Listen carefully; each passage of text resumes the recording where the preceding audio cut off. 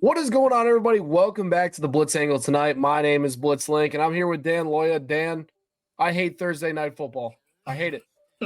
Literally, everything I do on Thursday night never pans out. Every single one of my bets today, every single one of my picks today, nothing has been on point on Thursday night football this year. And let me just say this. I will no longer be putting any sort of currency on Carson Wentz ever again in my life. My goodness. Hey, I can agree. That is my quick reaction for you. Glock, shout out to you with the lightning bolts in the chat. So, Appreciate you. Tuning in. Dan, I'll start with you. What is your biggest reactions from this onslaught tonight? I think it's the best way to call it. yeah, I mean, I couldn't agree more. If I had a clown mask at the house, I would have put it on because that's what I feel like right now. Yeah. Just yeah, we're just keep losing on Thursday night. Just I don't know what it is. Thursday night football, man. And we finally had a stinker too. It wasn't a divisional game, and we finally get a blowout. So we're back to regular Thursday night programming here on Amazon. But I guess my main takeaway was just like the first drive, it was the Chargers really imposed their will. They were winning up front, and they look like the old Chargers. Joel came back today, their franchise left tackle, and he set the tone. And they played different with them. You could tell. I mean, Yeah. look at their rushing totals tonight. They ran for 207 yards as a team. Vidal had 117 rushing yards himself. So coming in, Minnesota was only giving up 117 on the ground, but they gave up 207, and Vidal had that himself. So it's pretty impressive. I think the Chargers overall had 419 total yards, and the Vikings couldn't get off the field on third down. The Chargers were 9 for 13 on third down, 69%. And it just seemed like Herbert always made plays with his legs. If there was in zone, he took off. If they're in man, he either found Allen or McCarthy, and they're wide open. So the Minnesota defense had no answers. And also coming in, too, the Chargers are one of the worst red zone teams in the NFL. I know Herbert said it during the game on the broadcast, but only the Raiders are worse than them. And tonight they were 3 for 4 in the red zone, so they were able to score touchdowns. So that's the difference tonight.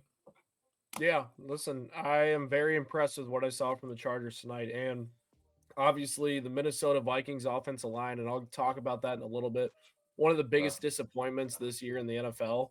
They were able to get Khalil Mack healthy, and they had a formidable front once again. And he completely changes that defense. They were averaging 100 and something. I don't remember the exact number. Over 100 yards per game on the ground. They were getting gashed. And right now, this is the final box score before garbage time. 9 carries for 18 yards for Jordan Mason and Aaron Jones combined.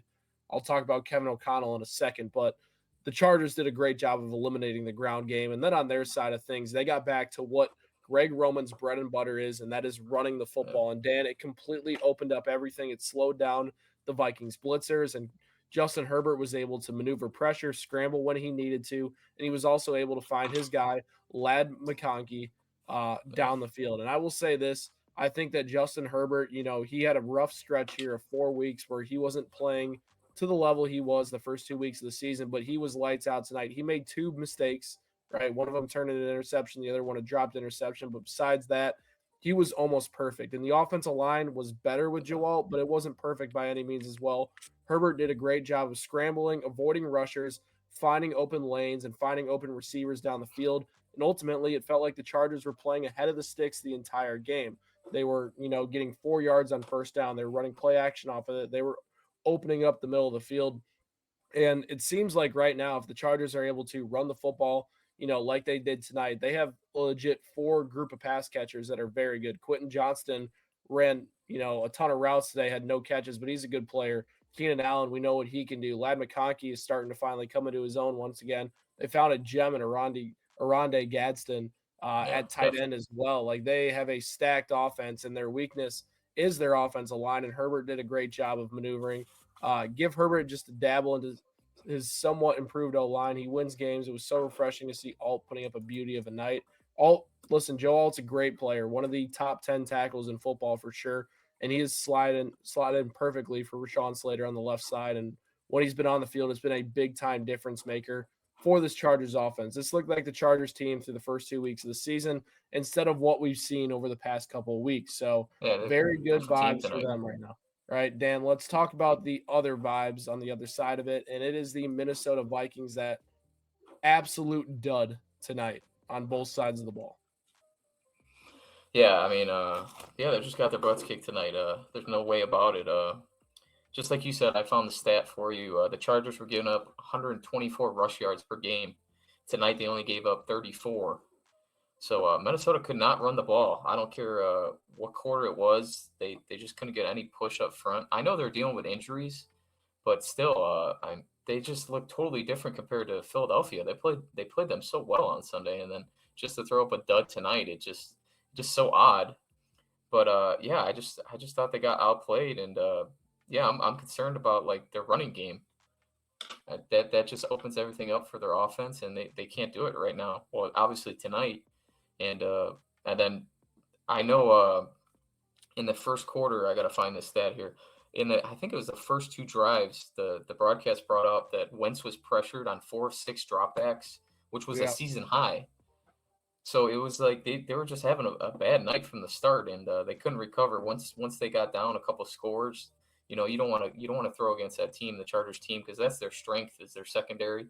I know they lost Derwin James and Tony Jefferson, but still, like that's their bread and butter. That's not how you beat the Chargers, because they're really relying on zone coverage, and they play the pass really well.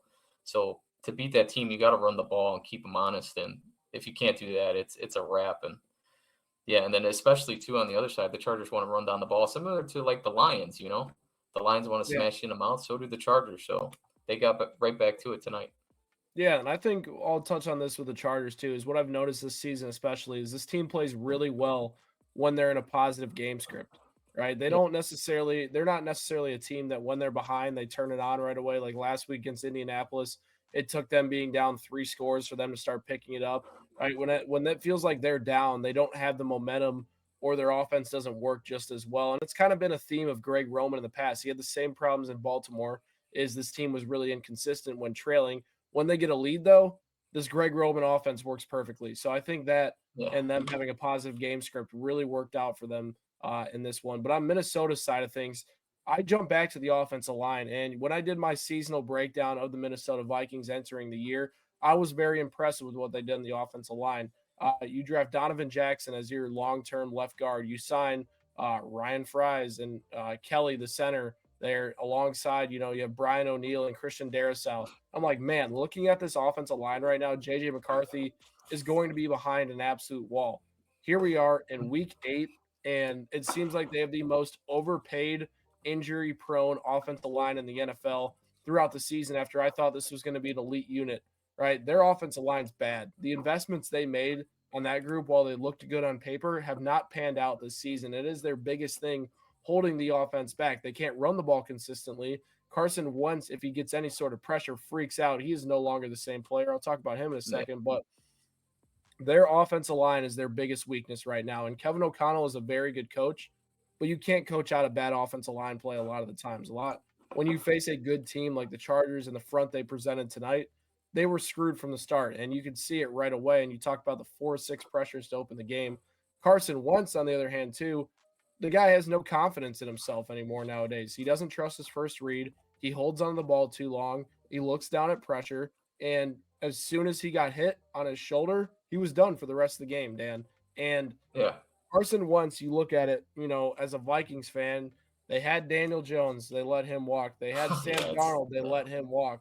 I understand JJ McCarthy's a long-term plan, but could have gave him at least a better backup or a player that could have started this season if you didn't feel like JJ McCarthy was ready, which, when we've seen him on the field this year, it hasn't looked like he's been ready to play football this season. So feels like right now, outside of Justin Jefferson, this offense is almost lost without a strong offensive line and a consistent quarterback that is willing to get the ball out of his hands and trust what Kevin O'Connell is dialing up. And while I'm super high on Kevin O'Connell, I was incredibly disappointed with his play calling tonight. He had 2 short yardage situations to gain momentum back. 3rd and 1 and 3rd and 2. He decides to run a bootleg with Justin Jefferson in the backfield, incomplete. They had to punt. And there was another situation where they're throwing And I was very disappointed because it felt like the Vikings, if they sustained drives there, maybe it's 7-7 or maybe it's 14-7, and this team actually has a fighting chance. They don't get those and they punt the ball. So I didn't like the game plan from KOC tonight, but it all starts up front on the offensive line. Defensively, it just feels like when Brian Flores, I thought Brian Flores had a decent game plan today. It just felt like the guys Yeah, I kind of think let so him go. I too. thought the blitzes out of the gate were solid. I thought what they did well was they stopped the run early, but their secondary is weak, right? Their front is weak in the interior defensive line, right? Those are two big holes that if pressure's not getting home and you have a quarterback like Herbert, who is just one of the most talented players in the NFL, it makes it really hard. And this is where the limitations of the Vikings are exposed. Last week against Philly, you saw it exposed on 3 big D plays. Now they face a better quarterback with probably just as much talent offensively, and this is kind of the product that you get over the course of an entire game. So with Minnesota, I think they're an incredibly well-coached team, but I just think the talent at the quarterback position and the offensive line and the defense having minor holes in it are what's going to hold this team back from, being a playoff team this year compared to last year. Yeah, I agree, and I'm trying to look it up. The in 6 games this year, Minnesota has given up already 23 sacks. So if you do the math, that's about three and a half sacks a game. And tonight they gave up 5. And the Chargers coming in weren't this like vaunted pass rush. That's why I picked Minnesota because I was like, okay, these past couple of games, the Chargers haven't been able to get after the passer. So I thought it would balance out, but no, they That's they what they, Khalil they were Mack can do. coming Khalil and Mack changes yeah, everything for them. yeah, that too. And the guy they got from Baltimore, the former first round pick, what's his name? Odove. I can never pronounce his name. Yeah, yeah, but yeah, he pops too. So that's some pass rush help as well. They just got, and they both played. Khalil Mack came from injury last week on Sunday, and so did that guy from the Baltimore. That was his first game against the Colts as well. So maybe they got some more juice now with those two back. But yeah, the Minnesota, it's gonna be tough. If they can't block up front. Maybe Kevin O'Connell knows that and he doesn't want to throw his rookie behind that offensive line. That's why he's throwing Wentz out there. Who knows?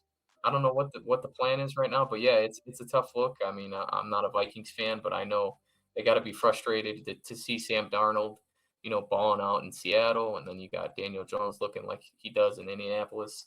So I know it's not a good feeling, and it's a tough primetime loss. But like switching over sides to the defense, like you said, yeah, I just thought whenever they got in third down, Herbert took off with his legs.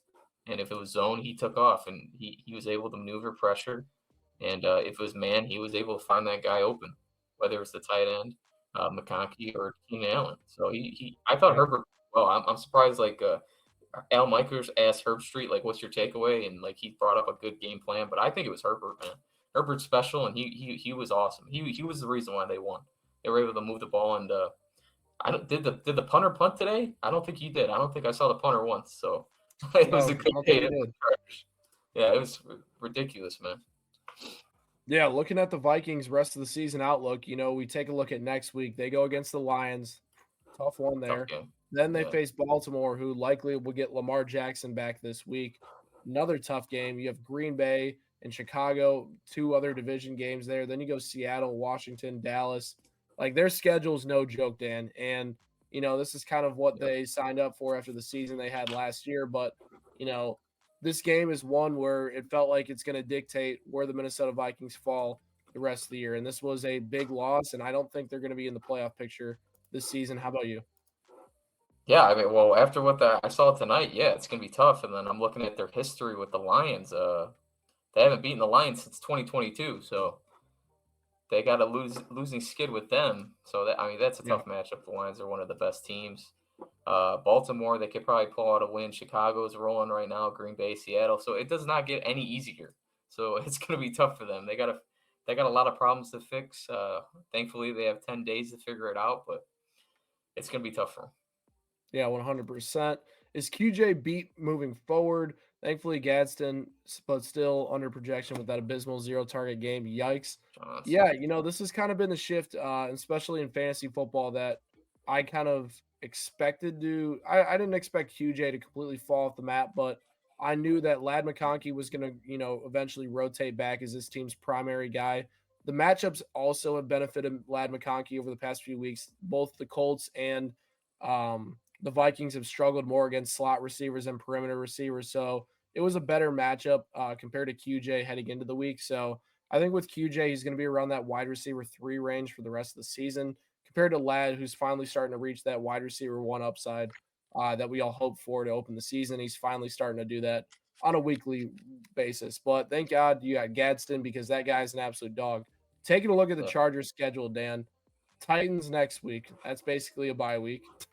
And then they go Steelers, Jaguars, Raiders. That's a good 4-week stretch there. And while they, had that little early season slump over these past few weeks, they have a real chance to get back and stay in this playoff race. And then they go Philly, KC, Dallas, Houston, Denver, which will be a tougher test for them to close the year. But really feels like Los Angeles could be hitting its stride at the right time right now.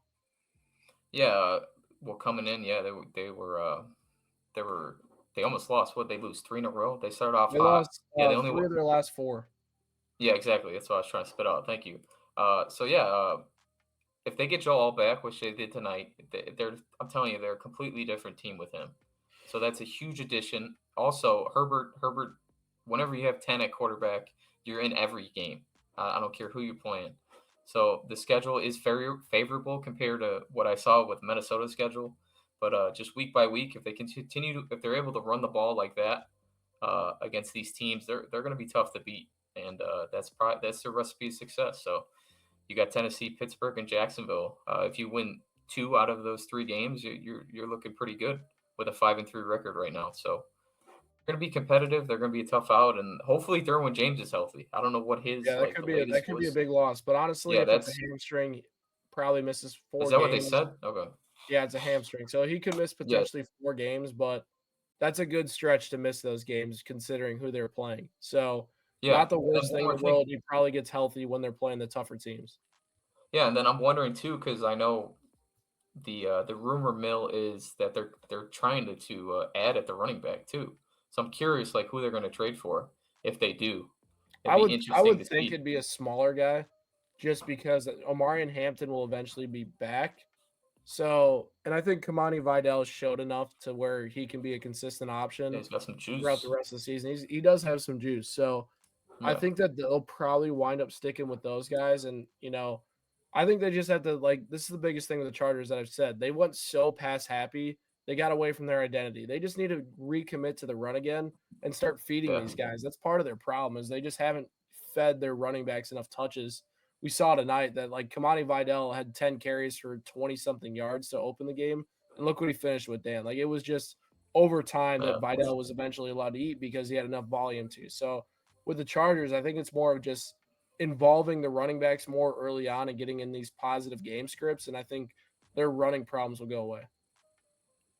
Yeah, I'm with you. Yeah, as long as because I even last week they kind of got behind the sticks. It was what, I think 21-3 against the Colts, and you can't really run the ball. But this is their identity. So this is what they want to do: run the ball, smash mouth football, and let Herbert make some plays. So if they're able to run consistently like they did tonight, they're going to be a tough team to beat. Yep, 100%. All right, listen, drop a reaction down in the comment section below. Let me know if Carson Wentz lost you a lot of money as well. I'm in that boat right now. Hit that subscribe button for more Blitz Sports Media content. And me and Dan, we'll catch you guys next time.